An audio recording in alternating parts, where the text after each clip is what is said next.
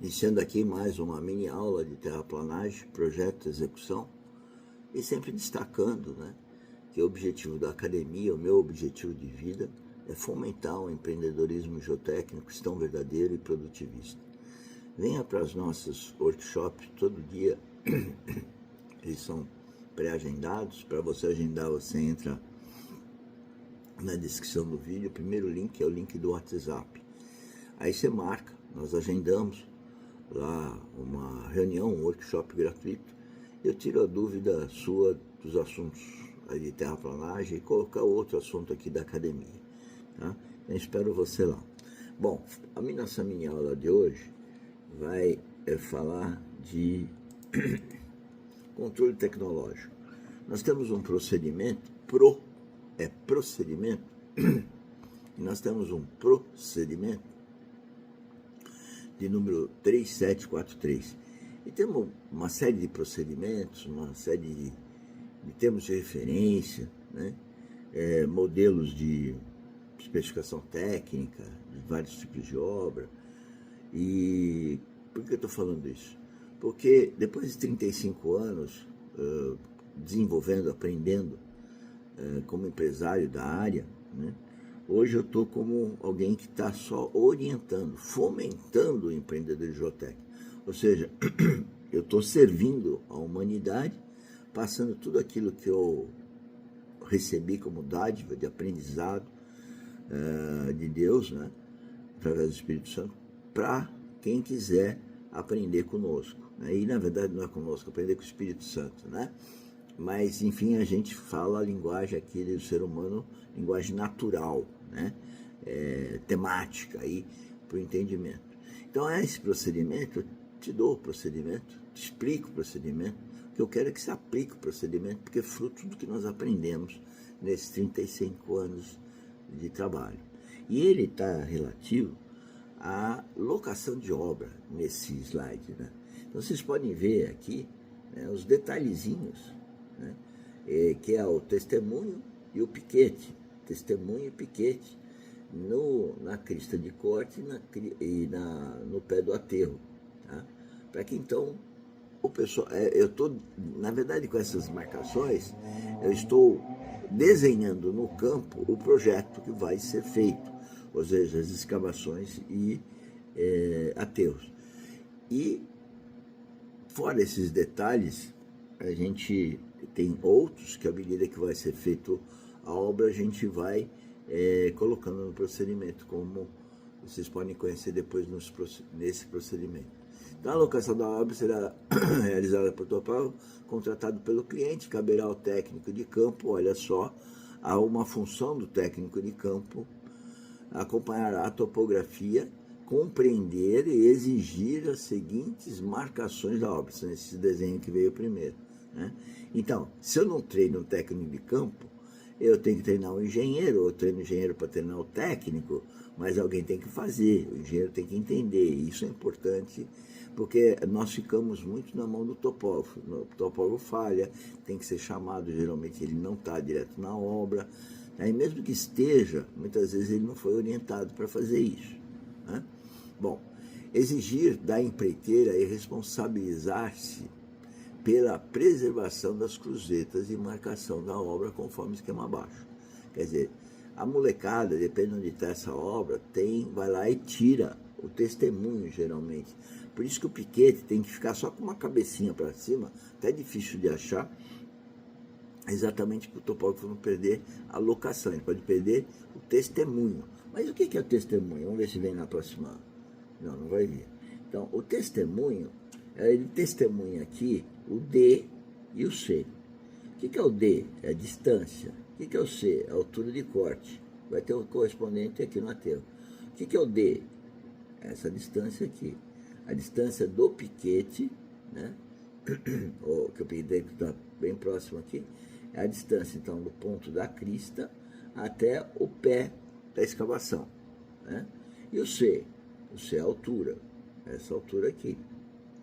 Então, no campo, eu vou ver o piquete aqui, vou ler o que é o C e D e vou ter uma ideia desse ponto, depois eu posso conferir.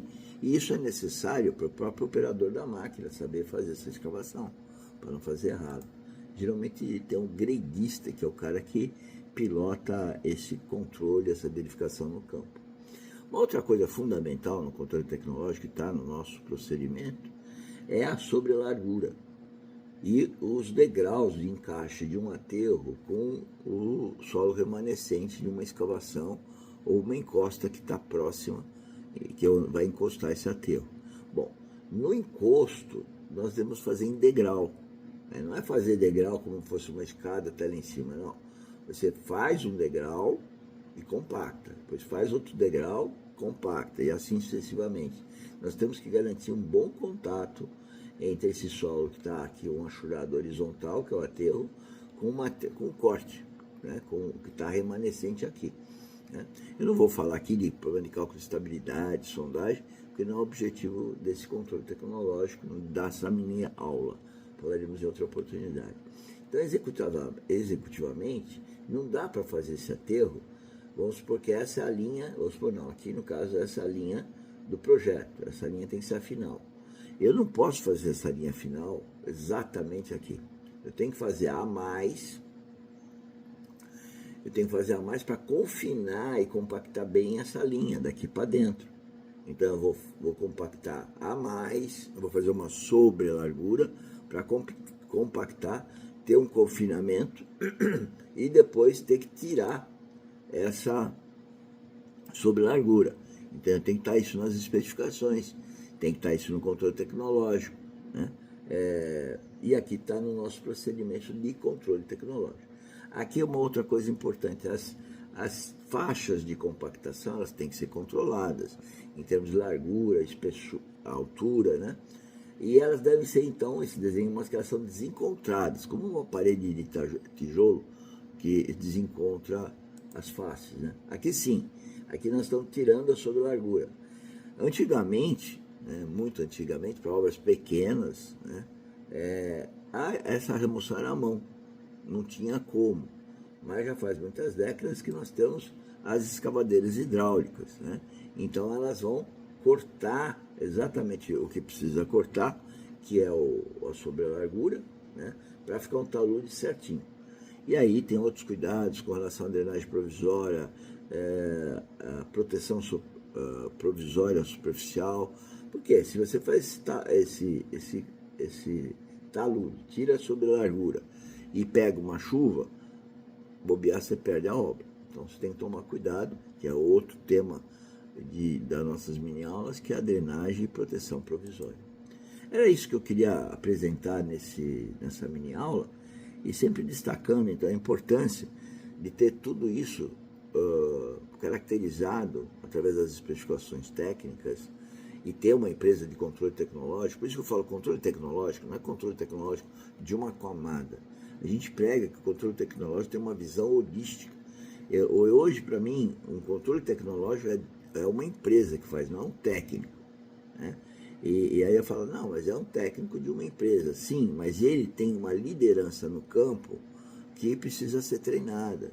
O engenheiro também que orienta precisa ser treinado. Quando eu falo empresa, que para mim é um engenheiro que libera a camada, não é o técnico. O técnico não pode ser responsabilizado, tem que ser o engenheiro. E é isso que eu venho vendo assim, terrivelmente torto, que o controle tecnológico está sendo feito por um técnico, né? E não fazendo tudo que eu entendo que seja necessário. Ainda a semana eu tive uma reunião onde eu falei que o controle tecnológico que estavam fazendo não tem nada a ver com o controle tecnológico que eu recomendo que se faça. Tá? E pior, que era para questões de taludes e muros de arrimo, né? Solo reforçado. E aí eu estou alertei, mas eu tenho a impressão que não vão dar muita atenção para isso. O nosso controle de aterro, não é só verificar o grau de compactação e desvio de umidade, porque isso não garante o parâmetro de resistência daquele aterro. E o que nós precisamos no controle tecnológico é garantir o parâmetro de resistência adotado no projeto. Bom, era isso que eu queria apresentar nessa mini aula, e reforço sempre, na descrição do vídeo tem todas as atividades da academia. A primeira é do grupo do WhatsApp. Se inscreva lá no grupo do WhatsApp, agende um workshop conosco e a gente orienta e cede documentos compatíveis aí com a sua necessidade para você tocar o seu trabalho e a gente trabalhar com você e você trabalhar com a gente, ou seja, vamos trabalhar juntos. Obrigado, até a próxima mini aula. Compartilhe, mais do que compartilhar, participe do nosso projeto, que é nosso projeto, tá bom? Até a próxima mini aula, obrigado.